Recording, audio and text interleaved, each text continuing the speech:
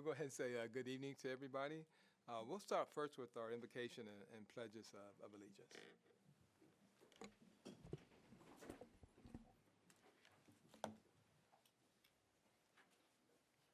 Almighty and merciful God, we ask your guidance and blessings upon this board, students, parents, patrons, teachers, and administrators as we are assembled here this evening in the common pursuit of this great nation's wealth, our children. Amen. Amen. I pledge allegiance to the flag of the United States of America and to the republic for which it stands, one nation, under God, indivisible, with liberty and justice for all. On the Texas flag, I pledge allegiance to thee, Texas, one state under God, one and indivisible. All right, thank you, Homer. Thank you, Trustee. Okay, once again, everybody, good evening, and thank you all for joining us. The order of business is for this meeting is set on the agenda. We'll just walk through a couple of the rules. One item that you may notice on the agenda is the consent agenda, and this item includes things that are considered routine and or of recurring nature. All the items listed on the consent agenda would be acted upon in one motion. If there is a consent agenda item which anyone would like to address, please sign up to the item, and we'll pull it from the consent motion and discuss it separately. The purpose of our meeting is to conduct board business, and for that reason, it is held in public. It is not a public forum. However, we do provide the opportunity for audience participation. If there's anyone here that wanted to address the board regarding our Citizens Be Heard agenda, must complete a sign-up sheet prior to the start of the meeting, or any of our agenda items also. We ask that you please complete that sign-up sheet, and that way make sure that we don't overlook anybody. Is there anybody here that didn't have the opportunity that wanted to sign up either for one of our agenda items or Citizens Be Heard? Okay. We will review the rules for addressing the board. We do have a couple signed up for our Citizens Be Heard portion. All right, so we'll go ahead and trustees, if it's okay, we want to make a little bit of adjustment to our agenda. What we're going to start out first is with our Citizens Be Heard, and we have two citizens for that. Next, we want to move up the report that we have this evening. And then following that, then we'll get back on track with the superintendent's report and the board members' report. Okay? So we'll go ahead and we'll start out with our citizens to be heard. Yes, Mr. President, members of the board, good evening. As you indicated, we do have two citizens to be heard, but I believe Karen Freeman wanted to say just a few words before these two individuals, great individuals, are introduced. Thank you, Dr. Kraft. So it's a pleasure tonight. A friend of mine, Miss Alicia Bragg, who's a PTA mom at Stubing Elementary School, does a lot of stuff with PTA, came to me and told me a story about her daughter, Anna Catherine, who nominated her teacher through an orthodontist association, nominated her teacher for Teacher of the Year. And so Alicia wanted to share her daughter's nomination with me and asked me if I would share it with the board. And you have it at your place. I made some copies, and you have that. Along with the nomination, you will see that at the very end, her teacher, who she nominated, Mrs. Falstich, addressed her students about the STAR test. And it's, I don't know if they're going to have the opportunity to read that, but I think you would enjoy reading the teacher and her remarks to her students right before the STAR test. And I know Mrs. Falstich is here. Anna Catherine, if you would, after you have made your remarks, if you would introduce your teacher. And I understand that the staff at Stubing, the principal, vice principal, staff, knew that they were going to be here, and so they decided to join us too. So if you would introduce them, I'd appreciate that. Okay, that was it. That hurt. With that being said, I believe Alicia Black, you're signed up first, or we can rearrange the order if we need to. Thank you very much. Okie doke. Life is full of ups and downs, and with the new school year approaching, I wanted my daughter to share an up with y'all. She became a patient this spring at Pearson and Saunders Orthodontics, where they had a contest to nominate someone for Teacher of the Year. Anna Catherine's eyes lit up, and I knew she was going to nominate her fourth grade teacher, Miss Rebecca Falstich. From day one, talk about the right place at the right time. I have my own list of reasons, but I would like to let Anna Catherine read you the letter that she wrote and submitted to the orthodontist. And Miss Falstich is here, and she did teach my daughter this past year at Steuben, but Blattman Elementary snagged her. So it's her new bosses at Blattman that are here with her tonight. Good evening, Anna Catherine. Welcome. We're glad you're here. Thank you. Same to you. Oh, no, he said they're fine. No, they're fine. They're fine. Yeah, they'll pick it up. Right. They told me that. Dear Dr. Pearson and Dr. Saunders, I think my fourth grade teacher, Miss Falsey, should win Teacher of the Year. There are so many reasons that I don't even know where to start. Let's go back to the very first week of school. The first week of school, she had us all make friendship bracelets. These weren't just any kind of friendship bracelets. These were because each color represents something different. For example, purple represents caring, blue represents respect, and green represents support. During that time, Miss Falsig said that she wanted us to focus on making us a family unit. She was also building trust bridges with us, and we were building them with her. To this day in April, I still have an amazing trust bridge with her. Some awesome facts about Miss Falsig are she has been teaching for 19 years total, and this is her 16th year at Steuben. She has 2 children, Kyla, who is 14, and Benson, who is 11. She is the Mom of the Year and the Teacher of the Year because she gets to school very, very early every morning to prepare to make our learning exciting. This allows her to go home not too late after school so she can be the Mom of the Year. She takes Benson to swim practice and Kyla to theater and other activities.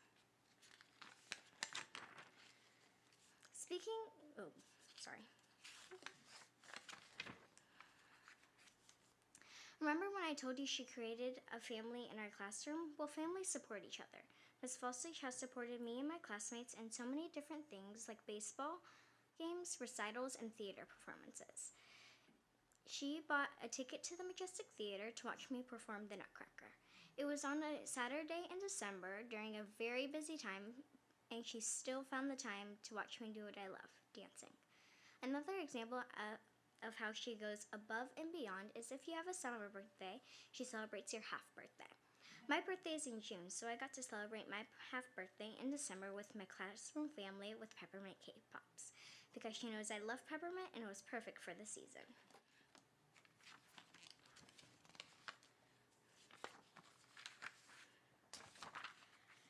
Speaking of that season, Christmas, and all Christmas things are my very, very favorite. November 1st, I lost my mom to cancer. On November 2nd, Miss Falsich brought in a Christmas tree for her new classroom, which, by the way, she was in the middle of moving rooms, had my favorite lunch delivered, and we had a picnic lunch on the floor of her new empty classroom while we decorated the tree. I had a hole in my heart. Miss Falsich did everything she could to help me to help me put a smile on my face during such a hard time. These are just a few examples of why she deserves to win Teacher of the Year. In my heart, she has won every award you could ever give to a fabulous teacher. Miss Falsich is the absolute GOAT. Miss Falsich?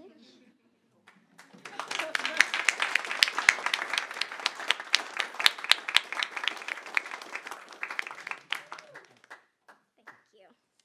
Thank you. It's such a pleasure to have, if I may, Oh, yeah, of course. Mr. Blunt. Yeah. It's such a pleasure to be able to honor a teacher and have one of her students say such great things about her that makes it very special.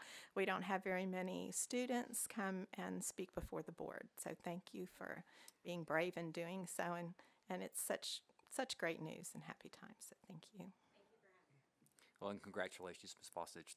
This truly is the accolade that I think as a educator you can only dream about. And Anna Catherine, phenomenal job. You're a very, very articulate young lady. So thanks for being with us and taking the time to honor your special educator. It's really, really important that we do so. So great job, and thank you. And oh, she won? Of course. She won. You know, when you have something like what was just presented, of course she won. But, Yeah, I'm simply amazed because my thought was, man, are we starting to teach speech now in kindergarten and it advances on? Because that was extremely well done. Even when you're shifting paper, the quick little adjustment, et cetera, that was truly outstanding. And, we're going to do a media recognition in just a second, but I hope y'all noted that. I mean, put that in there too. That was great. So thank you for coming this evening, and thanks for submitting that too. Thank you very much. Okay. Well, good. Now, this is going to be tough to follow, but we are going to have, before the report, we'll do our recognition next, which is significant. And Dr. Kraft. Yes, sir. So each year, the Texas Association of School Boards has the opportunity, or provides the opportunity, to make nominations for what is referred to as the Media Honor Roll. And so Dr. Harrell submitted, I believe, 2 applications that were recognized and honored. And so I'm going to actually turn this recognition, this particular recognition, over to Dr. Harrell as a delegate for TASB to recognize, like I say, 2 of our outstanding media support groups and individuals. Yeah, I love it. Oh, and Nancy just came in. You timed it just right. Come on, front center. Come on down. Come on down. So, yes, I think the only words I would add to that would be right here, right next to Isaac, is that this award is for exemplary reporting on public education. And, when I went back and I was looking at the stories, I'll download things because it's been very challenging for me to communicate certain things about, like, vouchers. And then you had a great article last week about kind of this come to the table about vouchers. And it had really good verbiage in it that I thought, oh, I'm going to steal that. So I'm stealing some things, right? We honored some students that you had done a story on with the Mexican American Studies. Their lives were changed by that course, of course, but being honored in the newspaper, it got other schools looking at it, other programs to impact more children. That's what your articles do. They impact our children and our families on a scale that I don't think you realize, but TASB does, the Texas Association of School Boards. And so we wanted to do the same thing. So we submitted your names and then a series of articles so that others could see that. But we wanted to honor you tonight. And so unless any other board members want to add anything, Homer, did you want to add something?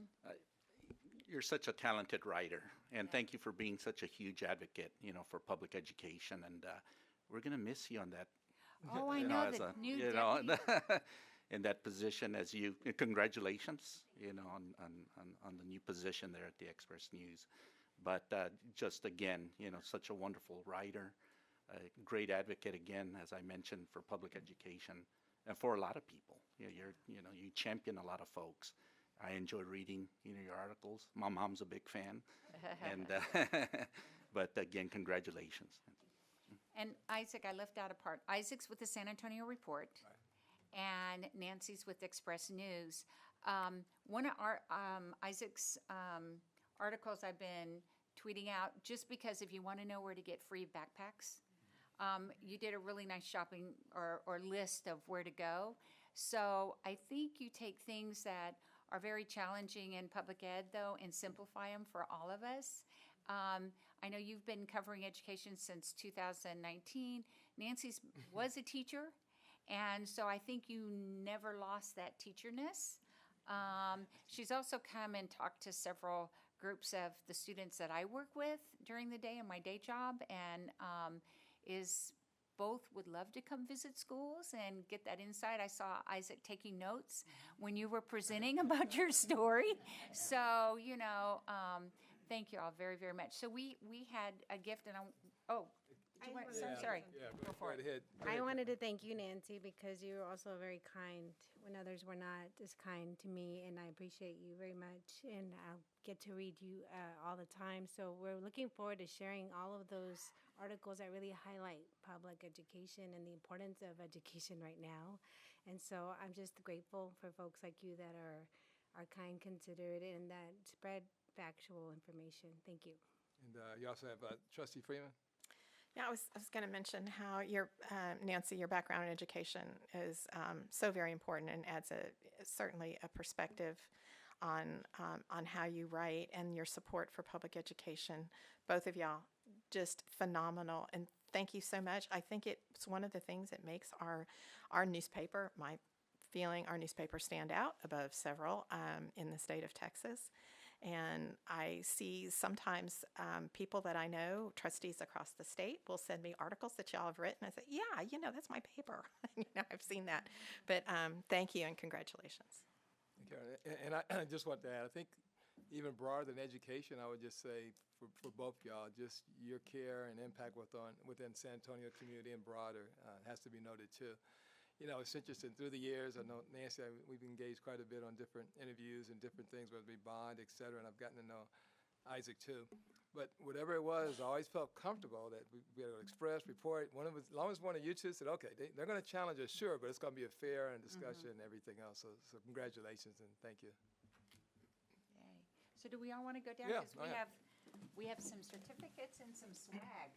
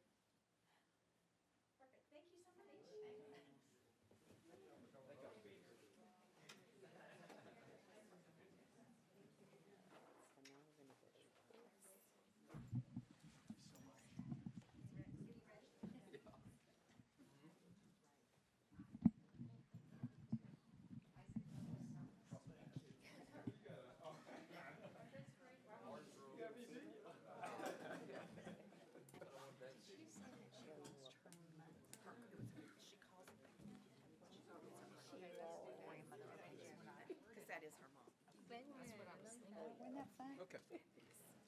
All right, if y'all can endure us for one other schedule adjustment. About a month and a half ago or so, we were very honored, and Carol and I had a chance to join in on a celebration for our trustee that was going through our leadership TASB. And for those who don't know, that's a pretty significant recognition to make it to master trustee, the amount of work and dedication, meetings across the state, and really committing yourself not only to supporting Northside, but really supporting all kids, literally, per se, through that particular program. So it's a real honor. Very few, only 30-something across the state. And remember, there's over 7,000 or 8,000 trustees, if I remember correctly. But we had an opportunity to celebrate. So we want to show you how we did a celebration with her that evening. And we have some very special little hats that we wanted to see. Leave anyone out. Yep, go ahead, Carol. This is Texas. This is. Like Beyonce And says. it took place in Fort Worth, right? So. Tell them how to turn the Will lights you on. turn it on? Oh, you got to turn it on.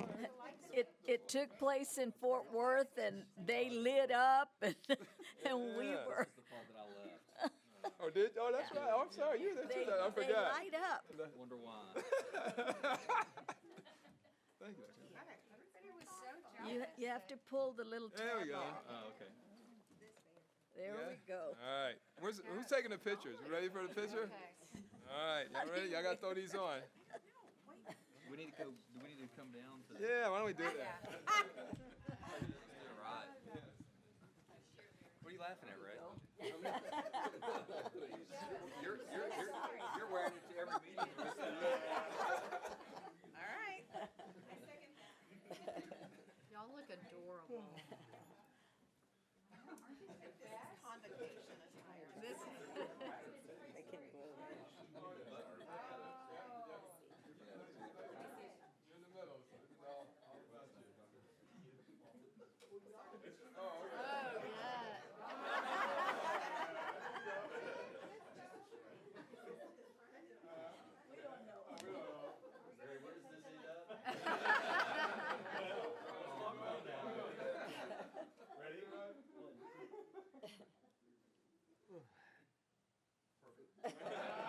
That's not going to come back to bite us.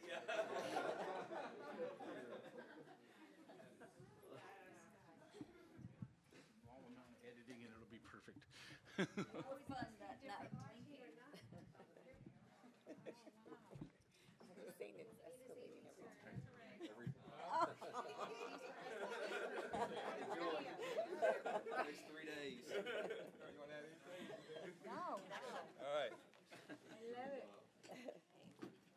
So congratulations again. Yeah.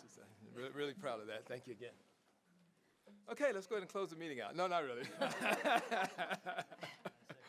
No, we'll go ahead now and we'll get back on track with the next item we said we're going to do, and that's looking forward to the report we're going to have. Dr. Kraft? Yes, sir. So last week we had the opportunity to welcome our principals back, or several of our principals back. Dee Carney with Hilco is really the analytical mind in behind the scenes is with everything dealing with academic accountability, and particularly the accountability models and standardized assessments. And so as we were talking many months ago, she started looking at really pertinent data in just a little bit from a little bit different lens. And as we were talking about the analysis, which she's going to walk through here momentarily, and like I say, spent about an hour and a half with all of our campus principals looking at and preparing them to look at their individual campus data.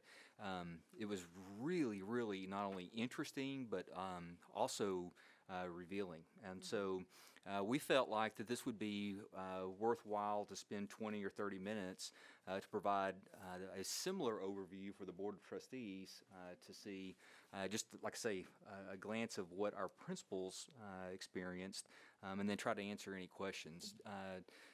Dee is an educator by trade, a practitioner. She was in Houston ISD, Austin ISD, a middle school math teacher. God bless you. A coordinator. She's worked in central office, and so I know that she and Brenda Ward and Janice work very, very closely, and she's truly an asset, not only for Northside ISD as one of our consultants, but also for districts across the state. So without further ado, she's going to walk you through what's in our students' backpacks, and like I say, we're going to look at some data sets, and I think that you'll find this, like I say, pretty interesting, and we'll probably have some lead questions as well. So without further ado, Dee. Thank you, Dr. Kraft. President Blount, you put me in a great spot to go after that fourth grade, right, teacher nomination and the hats. I have no doubt your meeting is going viral right now. But trustees, thank you for your service, first of all. And then secondly, Dr. Kraft, thank you for the opportunity to be here and look a little bit closer into what's in your students' data backpack.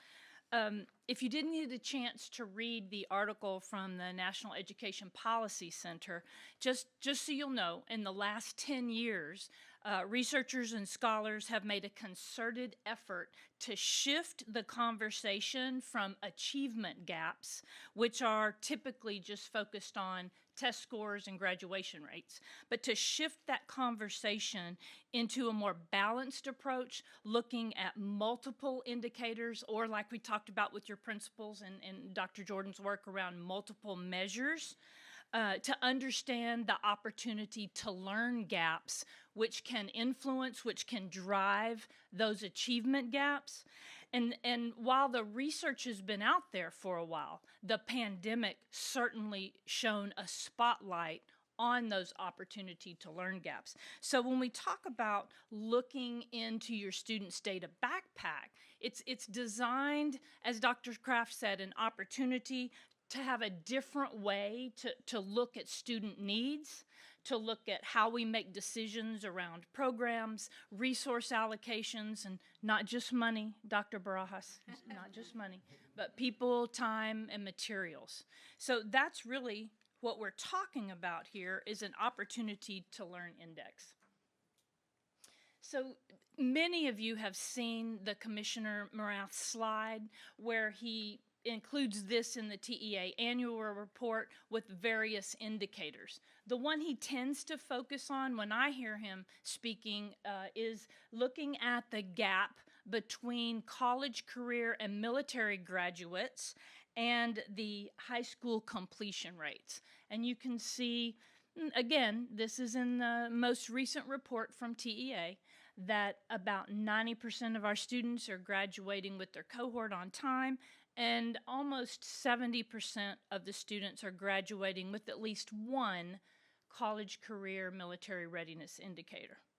And so that gap, right, just that gap alone is one that leaders of all levels in the education system are challenged to think and act differently. How do we address the effects of income inequality and these opportunities to learn on academic performance? Now, beginning, long time ago, we had one data indicator. We had very simple data systems. And so the free and reduced price meal form became the proxy for educationally disadvantaged. In fact, on TEA's TAPER report, you'll see one line in there that talks about educationally disadvantaged, but when you look at the definition, it's who turns in their free and reduced price meal form. Now, that form was never designed to be equated as a proxy for educationally disadvantaged, but it was, at the time, the most readily available and consistent operational definition. And it has stayed that way, even though we have much better data systems now. So if all we did was look at free and reduced price meals to make decisions about resource allocations, this is what you would see. And as Dr. Kraft mentioned, we had this conversation many months ago before your most recent data was available. And so when we look at across all those 100+ campuses, we can see that the students who turned in their free and reduced price meal form range from 9% to 98%. Now, automatically, your secondary campuses, those values are understated. Right. Dr. Kraft mentioned I chose to teach middle school math forever. And by the time they hit 8th grade, they didn't always want to turn in those forms. And when they're in high school, they don't always want to turn in those forms. So if we use that proxy, we are understating, underrepresenting students who even need to be fed for the secondary campuses. And so an opportunity, well, let's back up here for Dr. John Fantuzzo. I'm a huge fan of his work, so that's why I included it in here, right? Poverty's never, and I want to be clear, it's not an excuse for poor teaching, it's not an excuse for poor performance, but it does serve as a shorthand for a lack of educational experiences. So if we just look at free and reduced price meals, again, it's understating our secondary campuses, and it does not provide some understanding of those complexities that students face in school attendance, engagement, and performance. So an opportunity to learn index, does that. It provides an additional lens, it's multiple measures that basically peels back that definition. It expands the definition of educationally disadvantaged to beyond free and reduced price meals. What we do is we look at 12 different student demographic indicators, 9 effective school indicators, 5 student engagement indicators, and we pull those directly from Dr. Carabo Jackson's work on student engagement. And then we choose 8 out of hundreds of census neighborhood indicators, but we choose the 8 that typically the research supports as impacting student engagement and achievement. And then, it takes a lot of time to track down that data, organize the data, and analyze the data just to answer even one small question. So I must say thank you to Dr. Jordan, thank you to Dr. Ward, and the Northside data team for sending us all of this data so we could analyze it.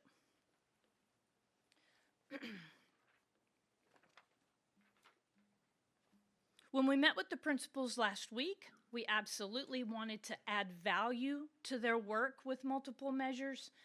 And this is a graphic they have seen often. And so under demographics, our opportunities to learn indicator includes the student demographics, teacher experience, teacher certification, neighborhood census data. We also include some process data, such as turnover rates, student attrition, students per counselor, teacher attendance, suspensions, extracurricular, co-curricular participation. We include the climate survey, but we don't include participation. Your data team pulled some very specific questions to get down to that teacher-student relationship, and that's what's reported for the climate data, and then student learning data, in addition to what you would consider STAR data or graduation rates. We're also looking at advanced course completions, on-time grade progressions. Again, 34 different indicators. And so we put these in a heat map, right? And there are all the various indicators, and you can see what they are, and the data source where your team pulls them. Much of this data is submitted to TEA, it just doesn't get reported publicly. The color coding you'll see in a minute on the heat map represents need. So the very dark red means that particular indicator is more need than the campus average. So there's 3 shades of red, 3 shades of green. So they go from dark green, which is less need, to dark red, which is more need. And any shade of red for our index counts as 1. We don't weight those. We do a separate analysis and regression models to look at weight. But for the heat map, any shade of red counts as 1. And so these are mixed up. These are sample elementary schools, middle schools, and high schools, and we have de-identified those campuses because when we worked with the principals last week, of course, the first thing they would want to do is they'd say, is this my campus? Right? But we want to look at patterns and trends. And so you can see, and I'm just going to call your attention to a couple of campuses. If you look at the first column beyond that number, that total index score, the first column is percent economically disadvantaged. And you can see there are some campuses there. Campus A, Campus B, Campus R, Campus S, Campus W, and Campus Y. Those shades of red tell you that those campuses have similar percentages of economically disadvantaged students. But when you peel that back and when you look across the other factors, you can see those campuses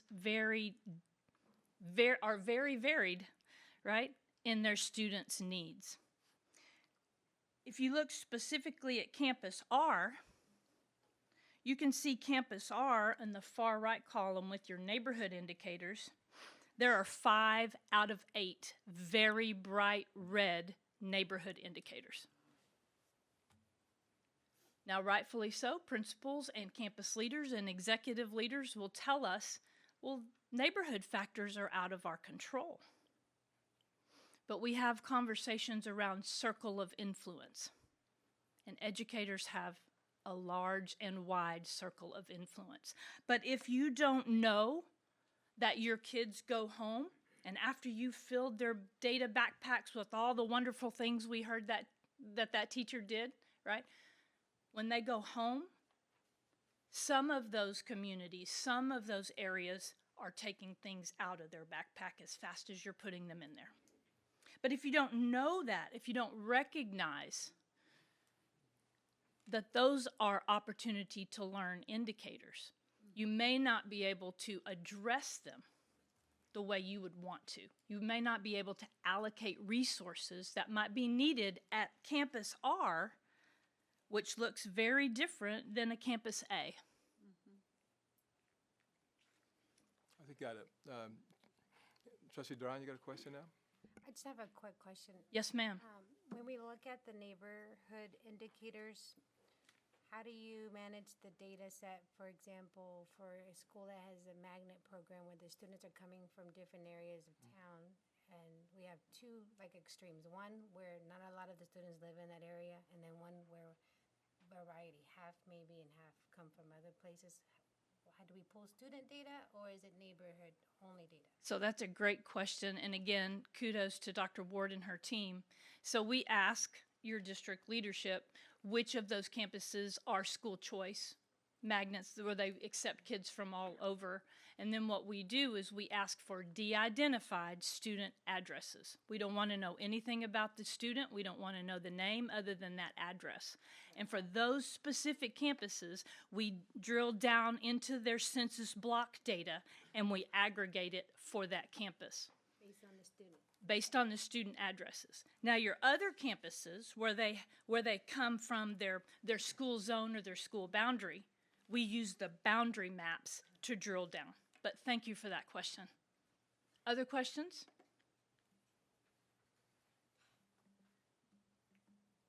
I'll wait. Perfect. That's fine. So again, just now what? And this is what we left with the principals, is just this report isn't intended to answer questions. It's to help you ask better questions, right? And so it may lead to, like we put in the second bullet, it may lead to an examination of all types of resources. Question how you're allocating those resources, both as a campus leader and a district leader. And really, it's designed to provide actionable intelligence so we can level the playing field as much as we can for educationally disadvantaged students. And then I'll just close because Dr. Jordan allowed me to see those draft goals you're talking about. And when you guys start having those conversations, I think you're going to see how they fit nicely with these opportunity to learn indicators, right? Your culture, one of our indicators is about extracurricular and co-curricular participation. Ask that question. Why are some of these dark red? Why are some of these really, really bright green? And then your goal 4, right? You're getting to the whole child.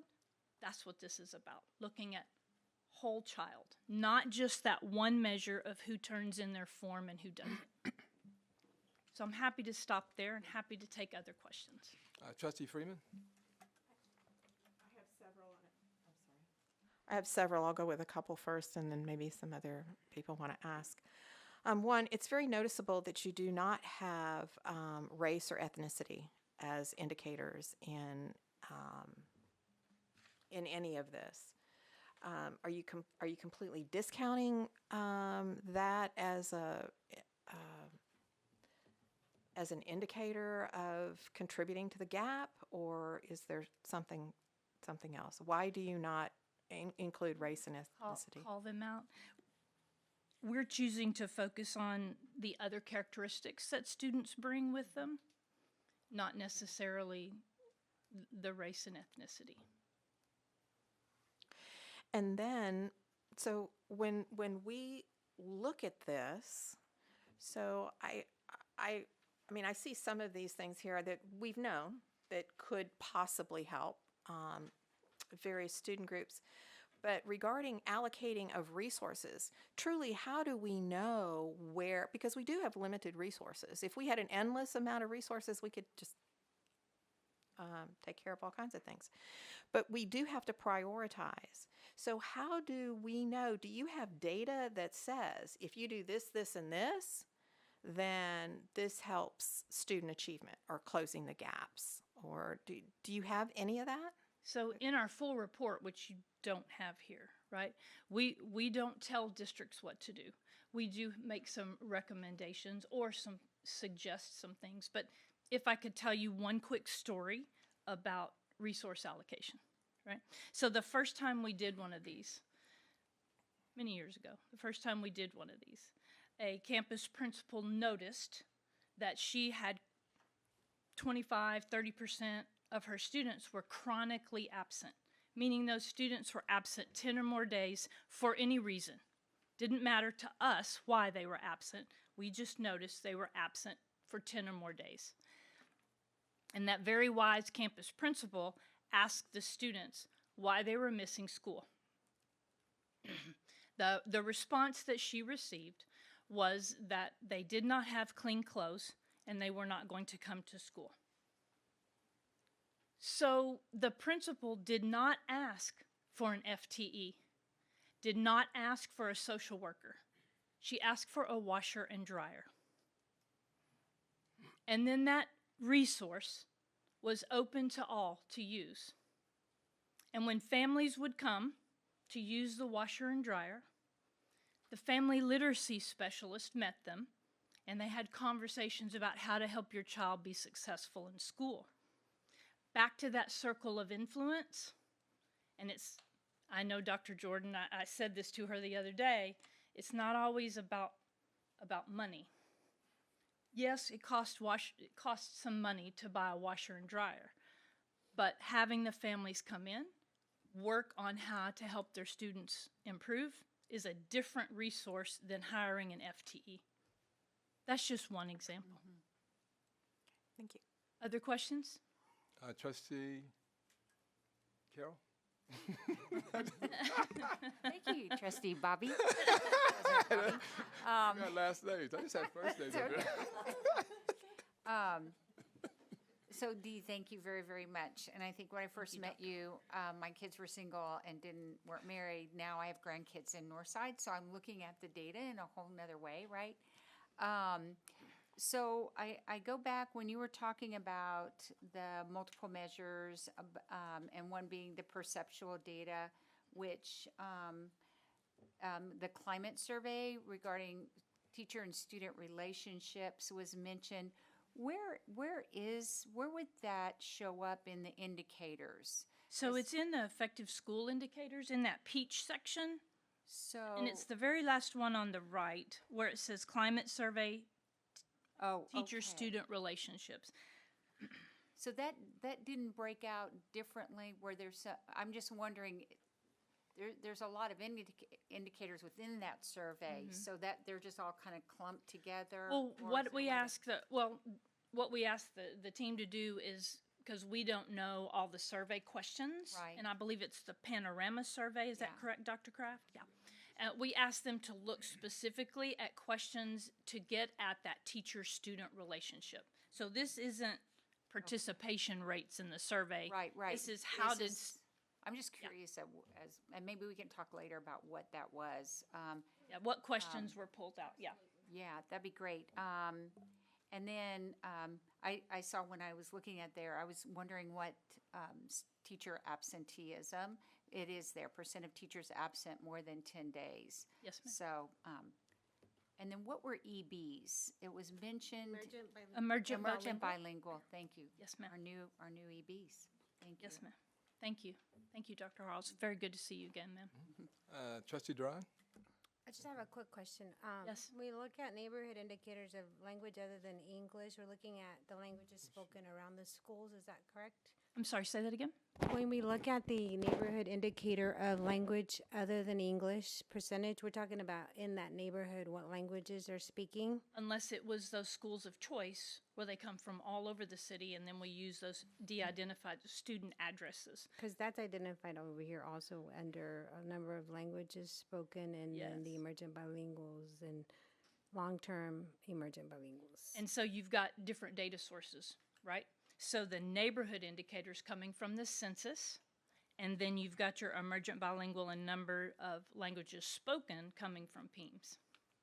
So there's quite a lot of indicators just to make a record regarding languages spoken. So that they're Yes, ma'am. impactful, and there's a reason for that. Yes, ma'am. Thank you. Thank you. Trustee Saldana?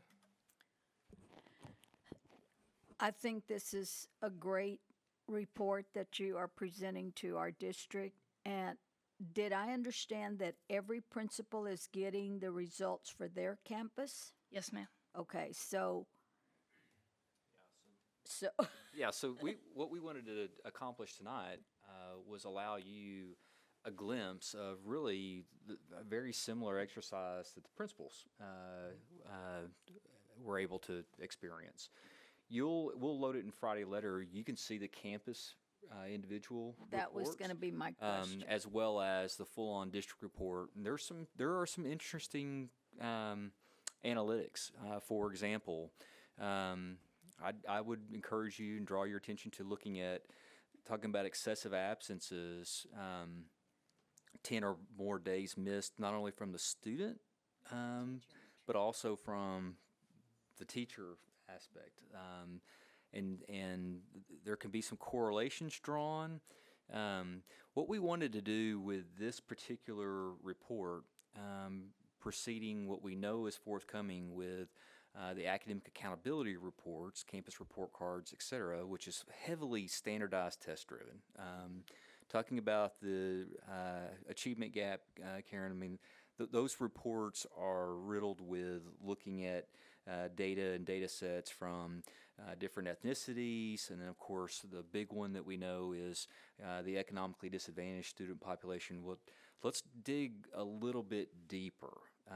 And so, like I said, we ran this, or Dee, thank you again, Dee, ran this report just to encourage the principals that before we start really hanging your hats from a campus improvement planning process through Leadership Institute only on that STAR data and what will be forthcoming, let's look at things maybe a little bit differently and dig a little bit deeper. And I think that, for example, the neighborhood indicators, one of the items that is just right around the corner, that I would venture to say there will probably be some red, if not darker pink,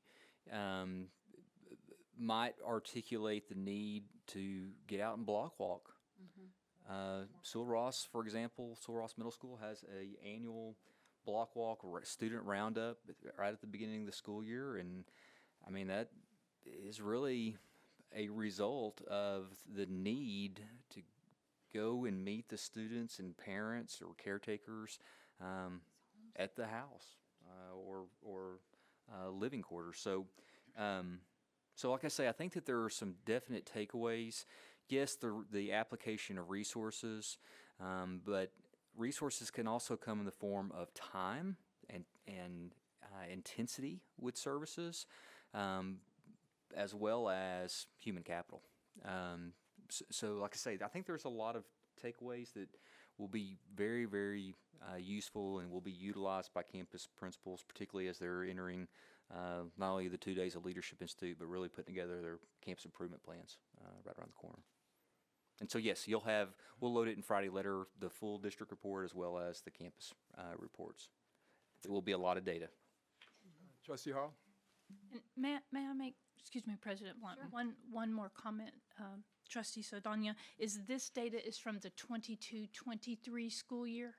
So it's important to note that we have not done the analysis for this school year that just ended.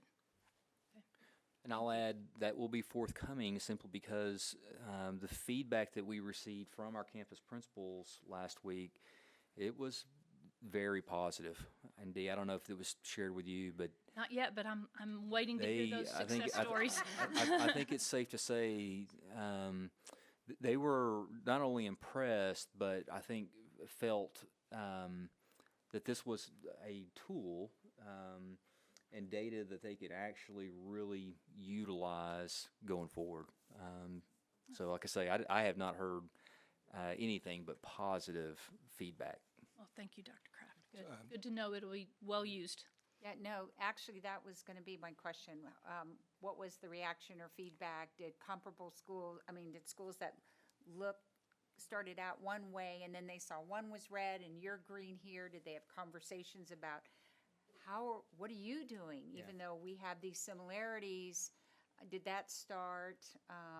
Is one part of the question. And then the other is, like, how can I use this data, even though it's 22, 23, to inform my campus improvement planning? And then I guess we are going to get 23, 24 soon. Yeah.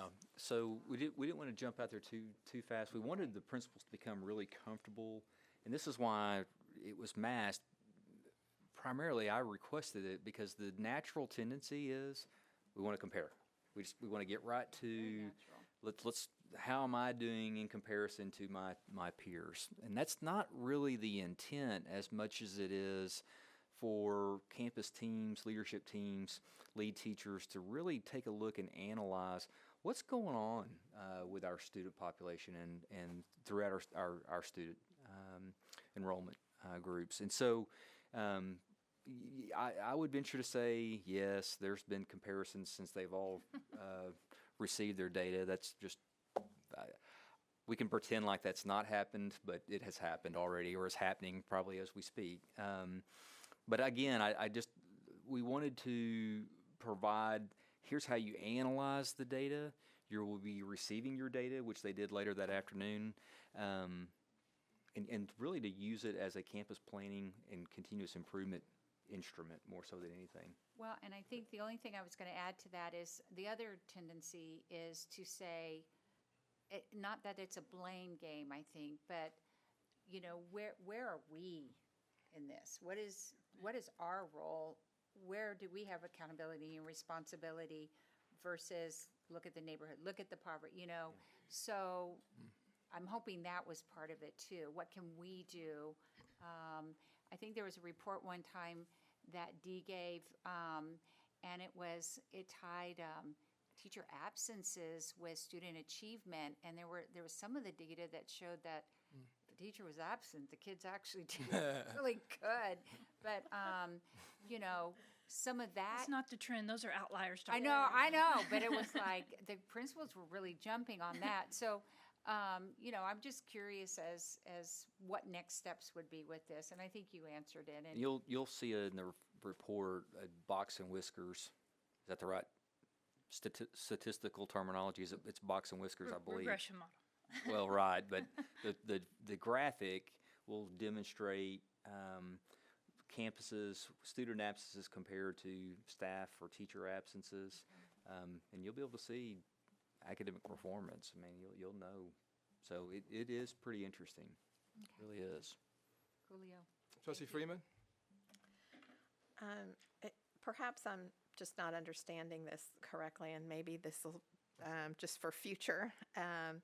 I am curious, though. We do have 34 indicators, of which we know if we improve upon, perhaps any of these will make a difference. But if I'm a principal, and when I talked about resources before, perhaps it's not monetary, but where do I spend my time? Yeah.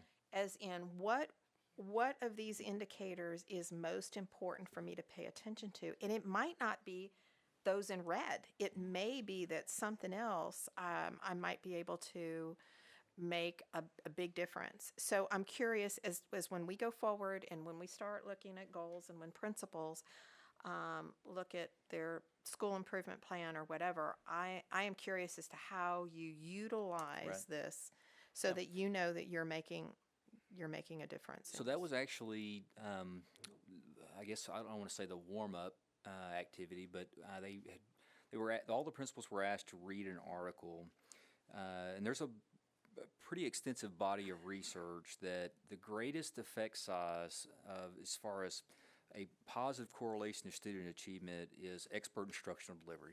So having an expert instructional teacher in front of students delivering high quality instruction each and every day, John Hattie, others, I mean, that is the most powerful.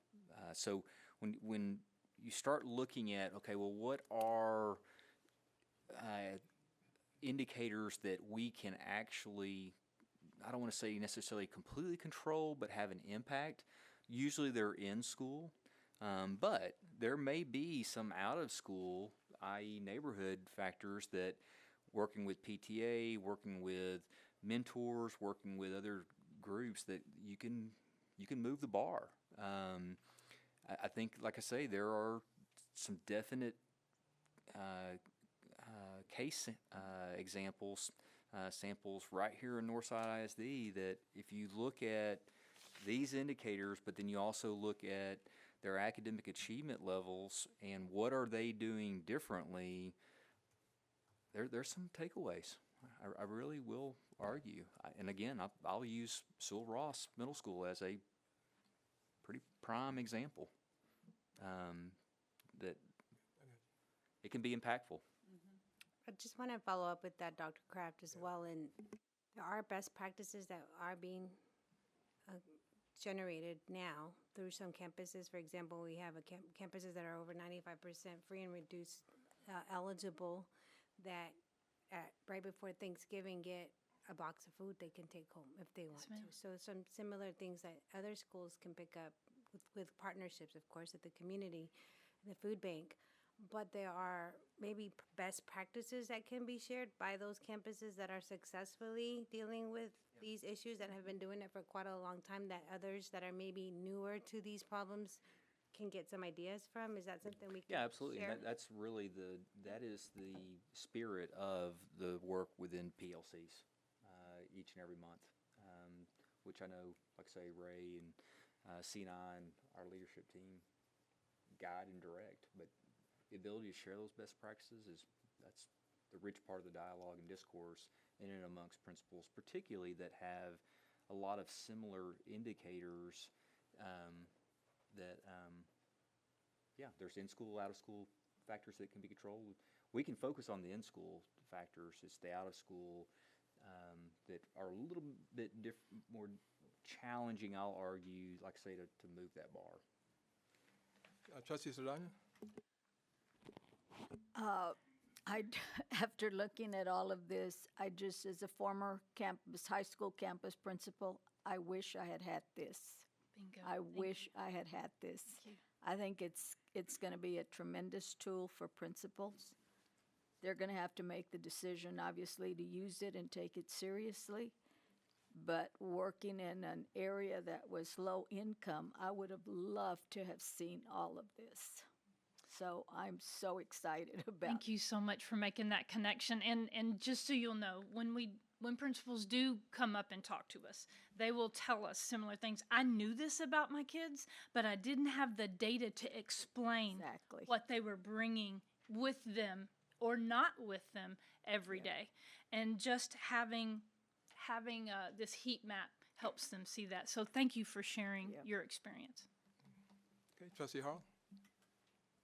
Sorry, I had one more question. So since we got this, I'm wondering, in our board superintendent goals still say draft, if we could just still consider this when we do our quote-unquote retreat, to maybe firm up some goals that address or align to this, if that's okay with the rest of the We'll be reviewing not only the goals, but also our specific objectives in our board retreat, and that'll be actually the first item on the agenda if you so choose to take it up this evening. Thank you. Thanks, Steve. Thank you. And I just a couple of questions I was going to ask. Yes, sir.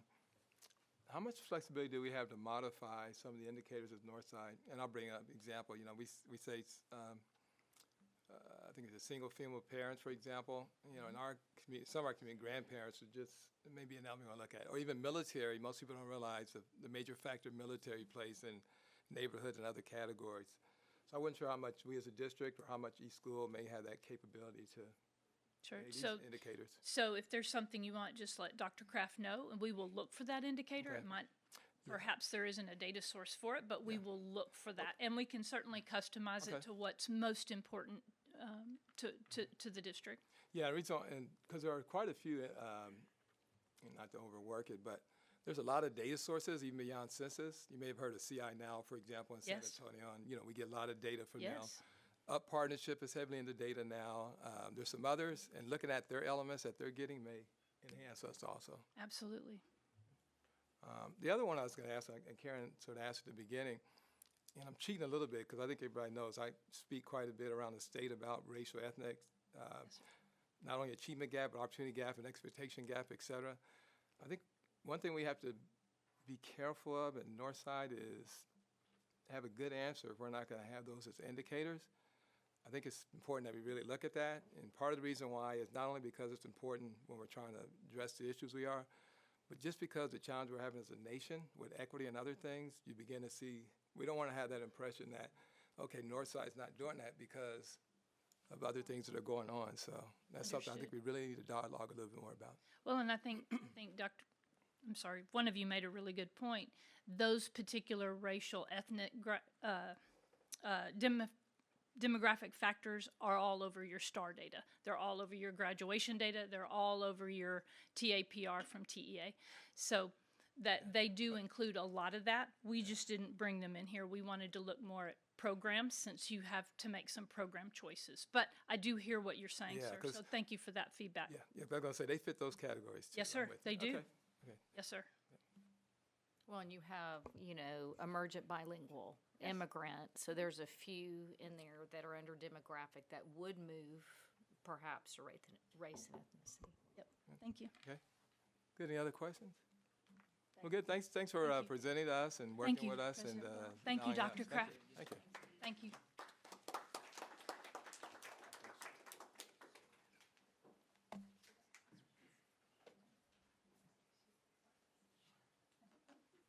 All right, so now back to the agenda that we had. Is it superintendent's report? Yes, sir. All right, we're ready. I'll try to be somewhat brief. So it's been a busy summer. Obviously, we're preparing for the start of the school year. You'll have the opportunity, obviously, to continue to review the budget here momentarily, but also through the month of August. A lot of our focus has been on staffing. We talk about again the emphasis of having that expert instructor before students each and every day. We're making a lot of headway. We're in much better shape this year than we were at this point last year.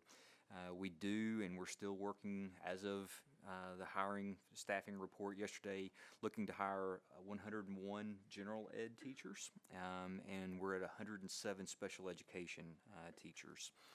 So our HR department, Ben Muir, of course, is they're working feverishly to try to, like I say, fill those vacancies.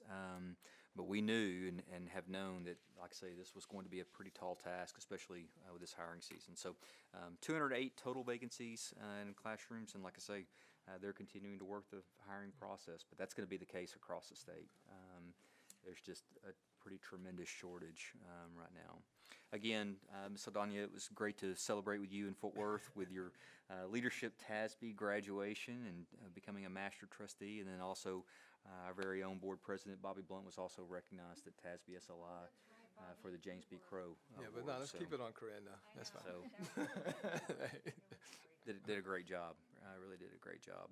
I mentioned, like I say, we're getting ready to start Leadership Institute. We also had the opportunity to have our support leadership go through an institute that we were able to provide some leadership training, and it was really beneficial.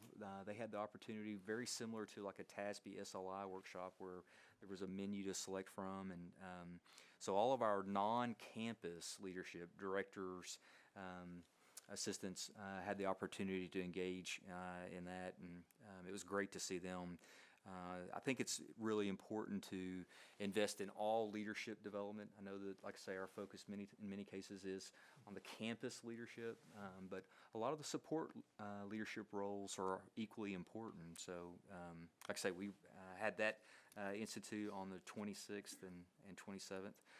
On Thursday, the 27th, the Northside Fine Arts Department, through their Young Performers Summer Camp, presented Willy Wonka Jr. We had the opportunity to have I think the first theater performance, if I'm not mistaken, at the new John Jay Auditorium, and it was awesome. They did a phenomenal job through the theater camp, and like I say, that performance. We did have a Go Public Steering Committee meeting And Bobby, I know you may want to talk about this. The steering committee elected that we're going to focus our efforts more on a grassroots effort. We're going to get back to districts and trustees convening, coming together, talking about important topics and issues surrounding public education, and really cater our support towards We Go Public, which is in affiliation with TSPRA, or the Texas Public Relations Association. And so more to come in that regard, but I thought it was a pretty productive meeting. We, again, really enjoyed having Dee at our leadership meeting, principal meeting, presenting this data set, and we'll, like I say, provide a much more complex and in-depth report and reports in Friday Letter this week. I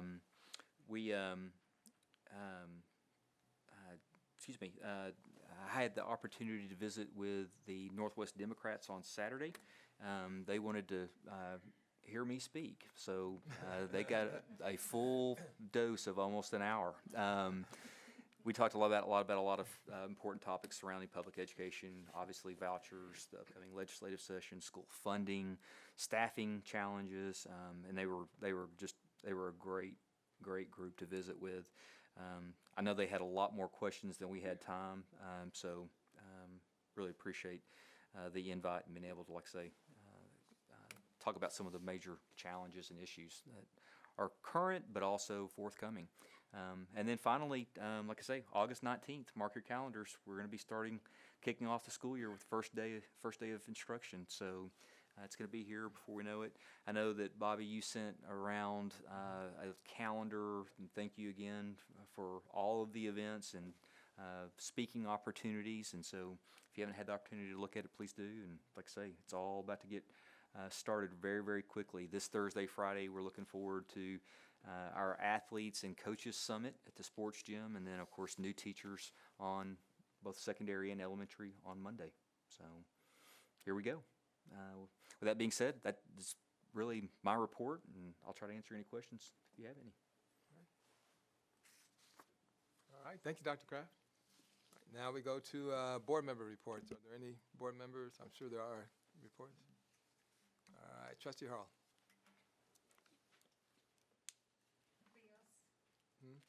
Oh, you push your button first. Oh, okay. Yeah, it goes by button. Okay.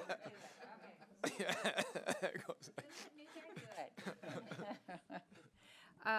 Just two things real quick. I meant to mention it last time, but Tom C. Clark High School was awarded the American Librarian Association's 2024 Jaffarian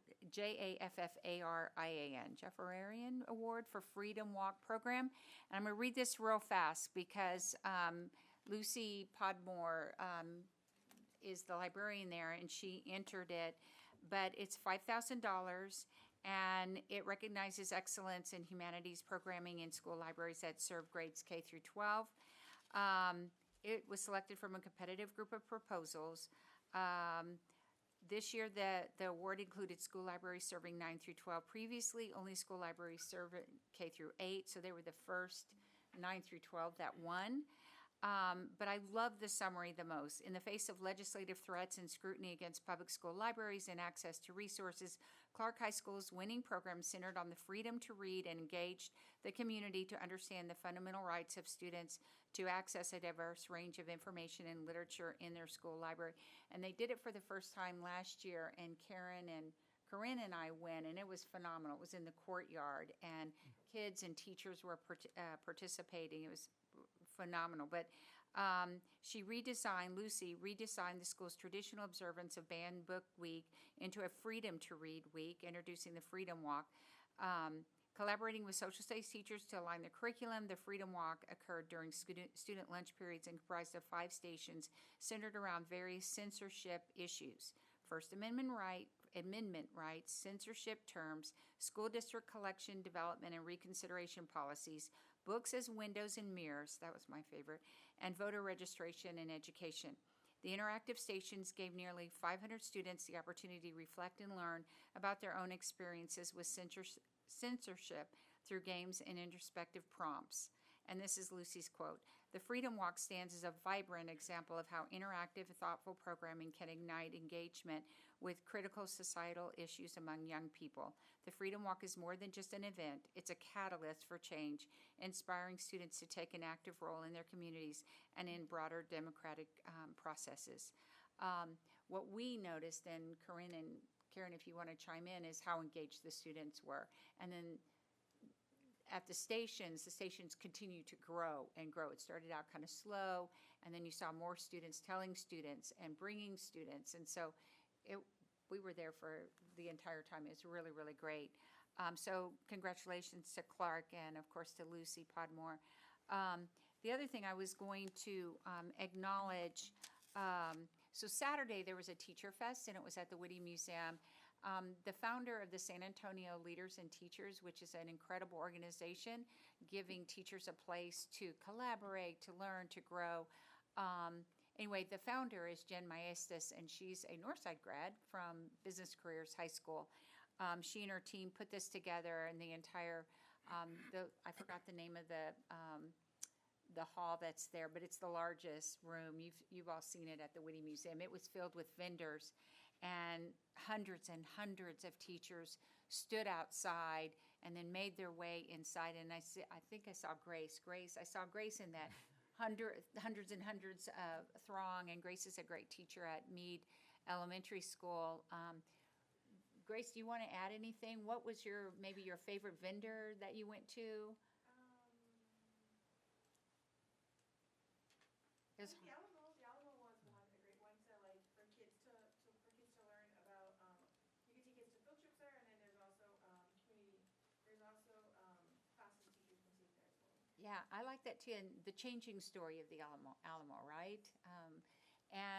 There was an organization that they now formed a neat nonprofit. It's Teachers in Politics, which I thought was kind of cool.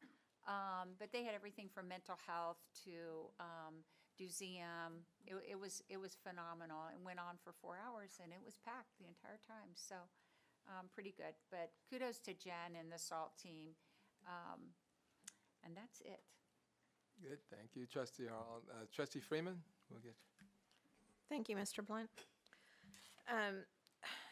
We have received invitations to this particular event that I'm getting ready to talk about in different ways over the years. And I had asked Monica if everybody received it or if she had received it separately, and she said no. So I just wanted to let you know the San Antonio Deaf Performing Arts Program.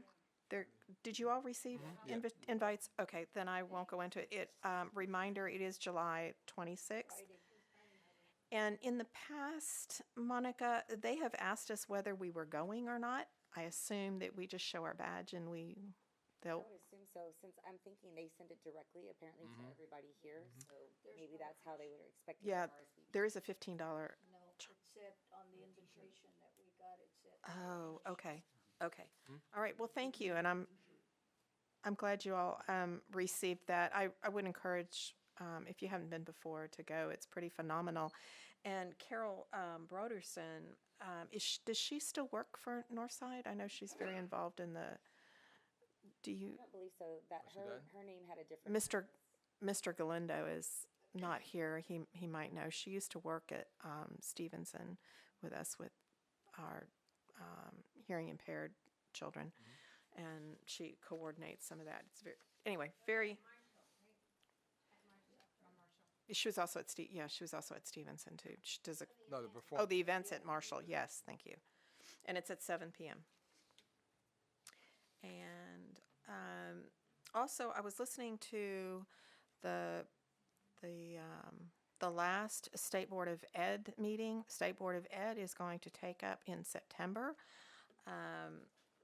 They're going to talk about school board training once again, and they're also going to talk about trainers of school boards who can train, their requirements, whether there's some thought in getting rid of the registered category and make everybody authorized and 3 levels of authorization.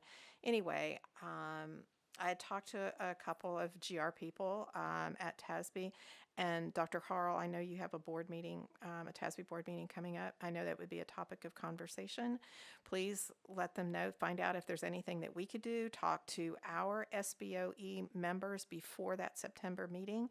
They have not asked that I know of any school boards, any school board members as to what we think about the current training that we already have, but I think it's incumbent upon us to let them know. This reminds me of when the State Board of Ed decided to update the framework of school board development years ago. We found out about it. Actually, it was just by accident that we found out about it. They were going to take that up, and we certainly were able to give our input into that. So please let us know if there's something that we can do. Thank you. All right, thank you. Trustee Guevara? Thank you. Just wanted to mention my participation in the Leadership Northside. We had our latest meeting on July the 8th. Nicole Franco doing a great job of leading that charge, so thank you very much. And of course, Leadership Northside is a cohort of community members, parents, and so forth that are learning the ins and outs, the overview of how our district functions. And so we had a presentation by Dr. Ridgely on whole child that goes along with, of course, what we learned today or what we went over with the presentation that Dee provided for us. So it was a great presentation. Of course, you know, the folks got a chance to learn about behavior education, health services that we offer here at Northside, school-age parenting programs, connections programs, and family engagement services. One of the neat things, and a lot of folks don't know about this, under family engagement services is the Northside Threads program, you know, where, you know, again, donations, you know, are made by folks on clothing. It's free, you know, for students and for families that are in need for things like that. And so again, I just want to make mention of that particular program so that folks can take advantage of the services that the district offers. So again, Nicole, thank you very much. Again, we have one more meeting in August before the cohort graduates. In September, they'll be recognized at the September board meeting. And I didn't get a chance to attend last month's meeting, but I had an excused absence because I was handing out diplomas at the Alamo Dome, you know, during the June meeting. But thank you again for getting all that together. I think the cohort is learning a lot. We've had our leadership here at Northside have been making some fantastic presentations to that cohort. So I thank them for doing that, and that's my report. Good. Thank you. Trustee Saldana? Oh, I'm looking at the wrong light. Hold on. Trustee Salcido, I'm sorry. I got the lights right now. You're good. Just one quick thing. I would like to invite my colleagues to the Texas Grandparents Raising Grandkids will be giving away their backpacks Saturday, August 3rd from 9 to 11 at Northside Activity Center. I believe Senator Menendez and State Rep Ray Lopez are scheduled to do a talk. I think we got like 800 backpacks already signed up, ready to give away. So that should be, yeah, that'll be good. Thank you. That's it. Thank you. Okay. Trustee Duran? I just want to thank all of the staff, teachers, and the coaching faculty that are getting things ready already for our new academic school year that's coming up. I want to thank the back to school groups that are already asking for donations. Communities in Schools is wrapping up its back to school supply drive, so you may see them at local HEBs or different posts throughout the community. Please donate. All of those supplies go back to the schools. And I want to thank everyone that's helped graduates for the summer graduation that's coming up. Thank you for working during the summer, and I'm hoping you get a little time before we hit the books again. So thank you all. Good. Thank you. I think I just have two items. Just to make the board aware, I think we're very active with the Texas Association of School Boards. Another entity we're involved with, so everybody knows, is they have an area association group. And we've been meeting, I think, every couple of months, and we're actually going to do a presentation at the upcoming conference on how to create an area association. So that through us, we're the Bear County School Board Coalition, so the Dallas area, everybody's actually involved in that. So that's something else that's been very helpful through TASB. The other one, and I want to get an update on how our other expenditures are going for the Board Scholarship Award. And our Pathways program, we're going to make a bigger push in the fall. In the fall.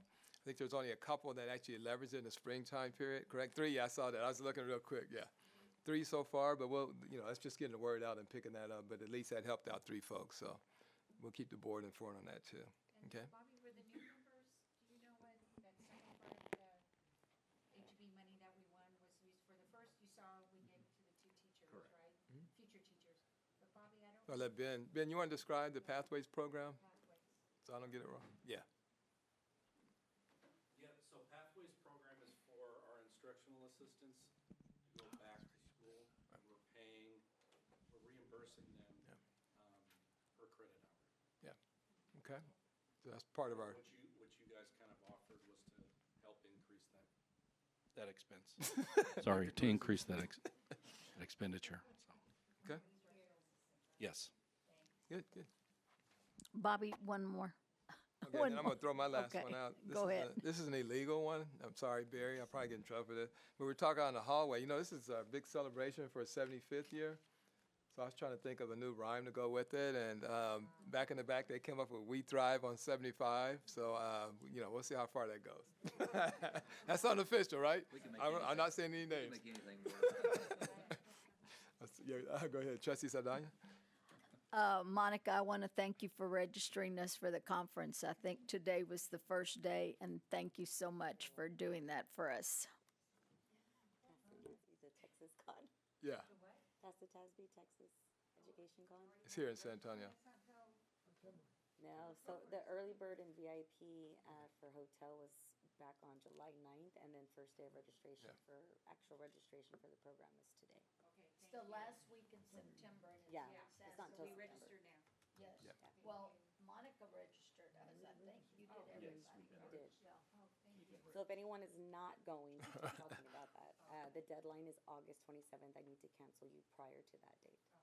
Okay, you're welcome. Okay, good. All right. I think that completes our board reports. Next, we get to go to consent agenda. Is there a motion to come before the board on the consent agenda? I move that we approve the consent agenda items. I second the motion to approve. All right, motion second. Any discussion? No, it's been moved and second that we approve the consent agenda. All those in favor signify by stating aye.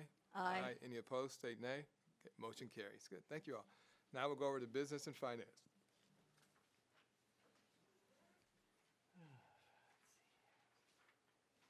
Oh, okay. Thought you had some opening comments. Glad to, if you want me to. Go ahead, Renee. The first item on the agenda under business and finance is asking the board to call for the public hearing on August 27th. Okay. Is there any questions or discussion? Oh, this one's just, this is just for a discussion. Okay. Yeah. Oh, no, I'm looking at the wrong one. Is this the action? Yes. This is actually action, yeah. So let me provide a little more context. If you recall, we have to provide public notification with our local media before we propose or discuss the budget, propose the budget, but then also, as important, propose this upcoming fiscal year's tax rate. So this item really is granting the ability for administration to propose the meeting to discuss both the budget and fiscal year 25 tax rate. Okay. All right. Any further comments, questions, or motion to come before the board on that August 27th date? Trustee Freeman? I do have one question. I apologize. I missed the last board meeting. I watched it, but did y'all approve the calendar at that time? Do we approve a calendar for the budget? Did that? You're talking about the one we just discussed, what was coming up? Yes, the different meetings in August. There wasn't No. an approval of a Motion is calendar, just- no. There's no calendar to approve. By calling the public hearing tonight, what that does is it sets in motion 10 days before that date of August 27th, we have to publish in the newspaper the notice. So 17th is the drop dead date for us to have the notice published in the newspaper. Of course, we'll probably publish it before, just to give us a little room for error on the newspaper's part. Sometimes it's happened before, not here, but in other districts where they forgot to put it in. Somebody forgot, right? So we have to get it in by the 17th. So by doing that, then it gets staff to working with to get the notice produced and then sent to the newspaper so it can be published probably on the 16th. 16th, yeah. Give us a day. Okay, thank you. Okay. Any other comments, questions, or motion? Perhaps a motion? Or dies? So move. All right, thank you. I Thank you. motion that we. No, It's yes, already been moved. you already motioned. You got a second. You second. Okay. Second. Okay, all right. I'm sorry, Carl.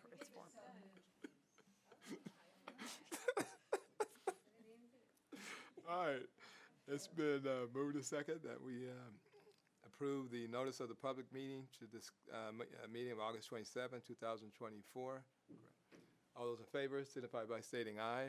Aye. Any opposed, state nay. Okay, motion carries. Good. All right, next item. The next item, Ms. Contreras will go over a presentation. This is the third summer you've seen this presentation regarding TEA's notification to the district that we have excess revenue, of which we do not. So Ms. Contreras will go through the presentation. Again, that this will be the third year that we've gone through this. Good evening. Today I am going to cover the what, the how, and the why as it relates to local revenue and excess entitlement. We did go over this, like Dr. Baraja said, 2 years ago when we were first notified of the excess revenue on our Tier 2, Level 2 pennies, and we'll go through that especially for our new board members. So what is it? Let's break this down in the two tiers. So on the left, Tier 1 is our maintenance and operating compressed tax rate. NISD would only have excess revenue in Tier 1 if our Tier 1 revenue level that exceeds the district's entitlement less available school fund was more. And I'll show you on the next slide that calculation so you can see where that would actually calculate excess revenue in Tier 1. On the right, Tier 2 are our enrichment pennies. There are two levels of enrichment pennies. Level 1 are the first 8 pennies, which help supplement revenue and are considered golden pennies, which is what we've referred to in prior presentations, because they are not subject to recapture. That's why they call them the golden pennies, meaning school districts get to keep that revenue generated from those pennies. Level 2 are the 9, what everyone refers to as the copper pennies. They are subject to recapture. NISD has not accessed any of these copper pennies, so therefore we don't have any excess revenue in that Tier 2, Level 2 pennies. Here on the calculation, on the left is Tier 1, on the right is Tier 2.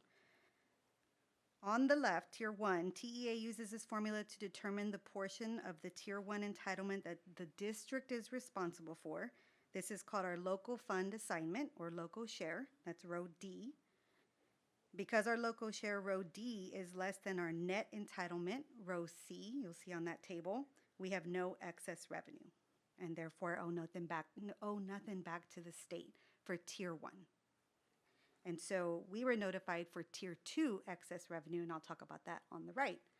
So for Tier 2, TEA uses estimated property values back from 23 and estimated enrollment to calculate the weighted ADA, and this is the formula that's explained in that table. And what that calculates is a local yield per penny per WADA of $62.88. But you can see on row E that we don't have any entitlement in Tier 2, Level 2, right? So we don't have any copper pennies in our tax rate, and therefore there's no excess revenue in that Tier 2, Level 2. Now, if we did access those copper pennies through a voter-approved tax rate election, Of course, we still have to access our golden pennies and our copper pennies and so forth. But if we were to access those copper pennies, then the calculation does show that we would owe excess revenue in those tiers. Good, okay. So because TEA calculates excess revenue on tier 2 for NISD, we were notified. The district is required to submit an agreement on how that excess revenue would be paid, which is why we're here today, which requires action. And so in the event the district decided to conduct a TRE in November, this November of 24, and access those copper pennies, current calculations indicate the district would have excess local revenue. So to ensure that there's a process in place for the district to pay that back, we have to approve the agreement today or before September, submit it to TEA before September 1st to show them that that's what we would do in the event we access those copper pennies and actually had to pay back the state. So it's just a process we have to follow. So on this slide, I just wanted to show the tax rate as it for the last few years and identify the tier 1. So in that little turquoise 0.6262 is the 23-24 column, and that is our tier 1, right? The 6262 is our tier 1 NISD compressed tax rate. And then above that are the 8 golden pennies, right? The 5 that we currently have in our tax rate and the 3 that we have not. To access those 3, we would have to have a TRE. And then, of course, the 9 copper pennies would be the additional ones if we were to have a TRE and access those copper pennies as well. So just wanted to display that in a different format. Next steps, as I mentioned, is to approve the agreement to purchase attendance credit and forward that agreement, signed agreement, over to TEA. And of course, that delegates the authority of the superintendent to submit that agreement to TEA. And so that's why we're here today. And of course, just as a reminder, we don't have excess local revenue. We will not be sending money back to the state. And that is the explanation. That was early, okay. Any questions? All right, comments or questions, or is it, Trustee Freeman? Yeah, I move approval. All right, motion and second. Any further discussion? All right, moved and second that we approve the agreement for the purchase of attendance credits and to delegate contractual authority to the superintendent. All those in favor signify by stating aye. Aye. Any opposed, state nay. No. You still got. Are you not? All right. All right. No. All right. I approve. All right. Thank you. Thank you for that clarification. All right. Motion carried. All right. So now we'll move over to the administration area. First reading of EIC local. Yes, sir, Mr. Blunt, trustees. So first policy we have for you this evening, one of 2 is EIC local. And for those of you that attended policy last week, we got into very good discussion and a lot of questions in regard to this. And so what EIC deals with is class rank and GPA. And as discussed at length that afternoon, this is a proposed policy that will just formalize what we've been doing now in practice and have had in the handbook for a number of years. And of course, covers everything from weighted courses to, again, Val and Sal and everything related to that in terms of what we do in terms of our courses related to class rank. So the ask is this is actually first reading. And so with the board's permission, and we do have Jerry Woods here, if there are further questions from last week that we can answer for you, or Dr. Woods can answer for you. But basically, again, this is the proposed policy that would be now formally adopted by the board.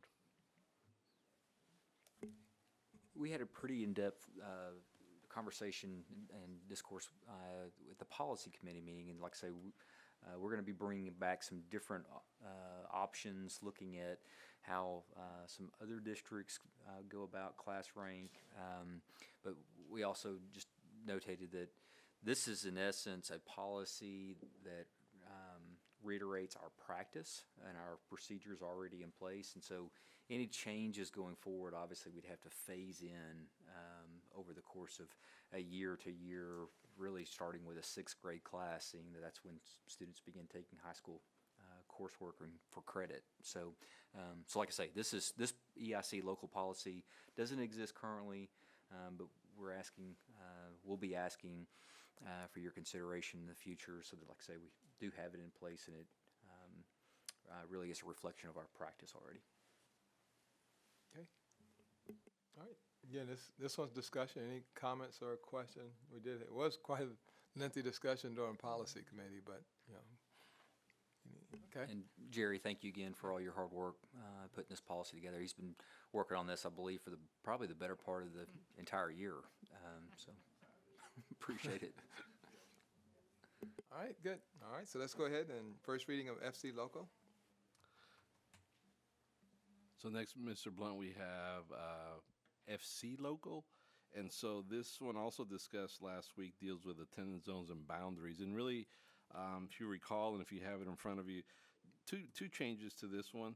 One is dealing with when we have new boundaries, and for those of you that have been on the board for a while and have gone through boundary changes, we of course have language that deals and allows for 5th grade students to remain at their school if there's a boundary change, 8th grade students to remain at their school if there's a boundary change, in high school kids. This actually adds to the middle school piece, not just 8th graders, but 7th graders as well, if there's a boundary change, can remain at that campus. You know, we discuss obviously giving this a little bit more flexibility, a little more family friendly in regard to having boundaries. And so that's specifically outlined as number 2 on page 4 of 5. Above that is another piece that actually is in another policy, FDB, and because this, of course, is an overlap of that, it deals with when the high school opens. And so there's language there identical to what's in FDB that addresses the opening of a high school and students there, and who and what exceptions can be made to remain at the school if there's ever a high school that opens again. So those are the two major changes, again, that also we discussed on that same meeting, or at that same meeting. So also for first reading, Mr. Blunt. Okay. All right, comments, questions? Again, just for discussion? Correct. Okay, all right, everybody's good, so we'll go ahead and, good. Thank you, Mr. Galindo. We'll go ahead and move over to our superintendent area. Thank you. Yes, sir. First item, you have in your board packet, I believe you'll find the TASB Director candidates for Region 20, Position A. It's uncontested, and they are incumbents, as I understand. And Dr. Harrell, you may correct me if I misspeak, but Ginger, I believe it's Friesenhan? Friesenhan, East Central. And then Rich Sena out of Bernie for Position A and D. So you'll also find, I believe, in your agenda packet, the actual endorsement form for your consideration, discussion and/or consideration this evening. Yeah, and they're gone. They did contact, which is really good. They are, I agree, you described it well. They are very good people, very active people. But the reason why you really want the endorsement, so you can get to that 25%, if you can get that within your area, then it just sort of, then you're in basically, as opposed to having to go through a more lengthy process or additional step. So, I guess for some of us are highly, go ahead, Trustee Harrell. I'm gonna write it down. I was just going to add, those of you who came to the grassroots at Region 20, they were very instrumental in that and very confident. I mean, at continuing service, both have great records in their school districts. So I would like to go ahead and move that we approve them. Yeah, endorsed, yeah. Endorse. Yep. Approve the endorsement. Thanks. Okay. Is there a second? Second. Oh, sorry. You almost made it, not quite. All right, it's been moved to second that we approve the endorsements of the two candidates. All those in favor signify by stating aye. Aye. Those opposed, state nay. Good. You okay on that one, Corinne? All right, motion carries. Okay, so what we'll do is, Monica, we'll take care of the forms. I guess we have to, so on, we'll fill that out and take care of that too. Okay, good. All right, future agenda items. Yes, sir. Next meeting, called meeting will be August 13th. And then again, on August 27th, we'll be taking up the budget and proposed tax rates.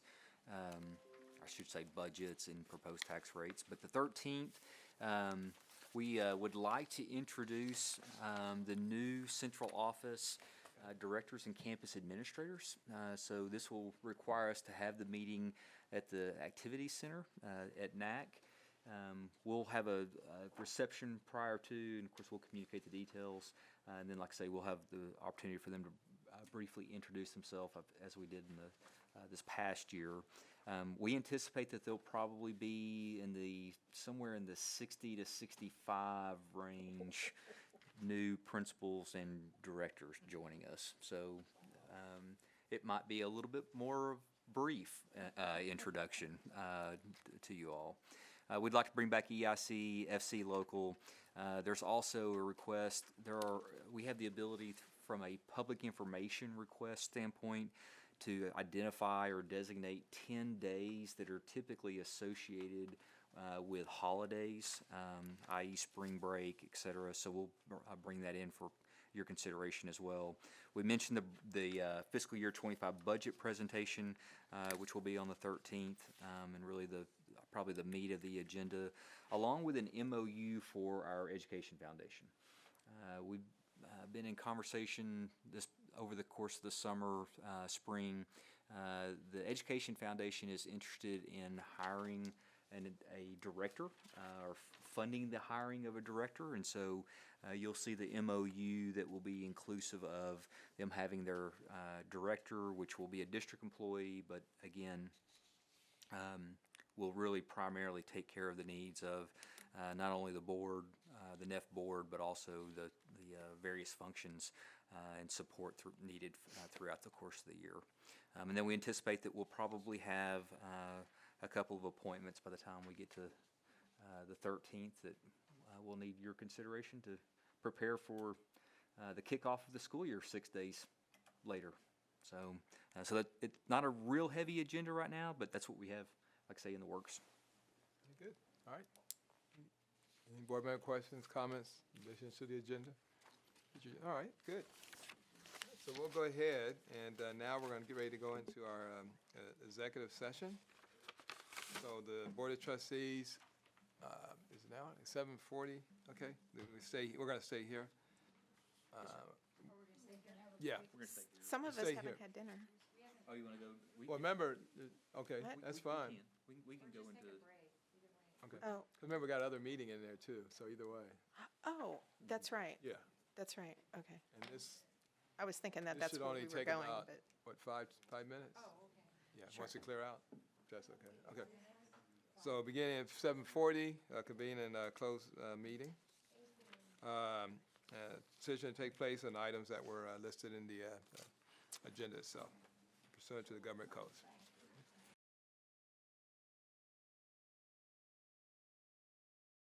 Okay. So the Board of Trustees, beginning at 8:29, convene back at open meeting. Action will or can take place on the items discussed in executive session. Is there a motion to come before the board? Yes.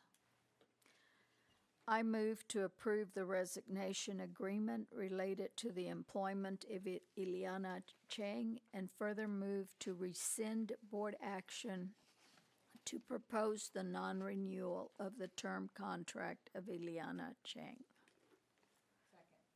All right, motion and a second. Is there any further discussion? All right, so motion and second as stated. All those in favor signify by stating aye. Aye. Any opposed, state nay. Okay, motion carries. Any other motions to come before the board on the appointments? Mr. Blunt, I move that we approve the administrative appointments as discussed in executive session. Second. Okay, motion and second that we approve the administrative appointments. All those, any further discussion? Okay, all those in favor signify by stating aye. Aye. Any opposed, state nay. Okay, motion carries. So we will end this meeting at 8:31.